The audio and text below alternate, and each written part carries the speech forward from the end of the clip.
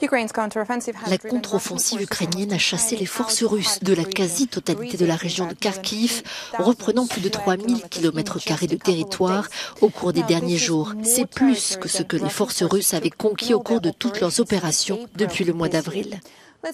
Regardons de plus près la dernière évaluation de l'Institut américain pour l'étude de la guerre. Voici la carte de l'évolution de la contre-offensive depuis le 5 septembre.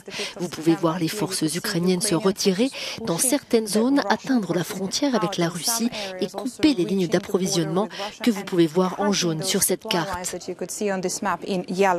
Le ministère russe de la Défense annonce le retrait des troupes de la ligne Balaklia à Izium, présentant de manière erronée ce retrait comme un regroupement des forces, objectif soutenir les efforts russes dans la direction de la région de Donetsk.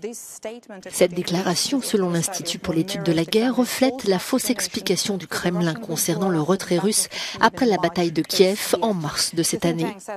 Selon le groupe de réflexion, les forces russes ne procèdent pas à un retrait contrôlé, mais fuient le sud-est de la région de Kharkiv pour échapper à l'encerclement, notamment autour d'Izium.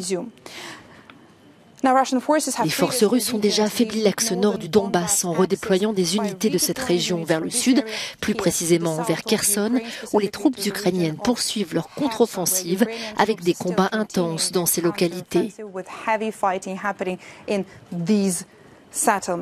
Selon le ministère britannique de la Défense, au sud près de Kherson, la Russie a probablement du mal à faire avancer des réserves suffisantes de l'autre côté du fleuve Dnipro jusqu'à la ligne de front. L'artillerie ukrainienne à longue portée frappe maintenant si fréquemment les traversées du fleuve que la Russie ne peut pas réparer les ponts routiers qui sont endommagés.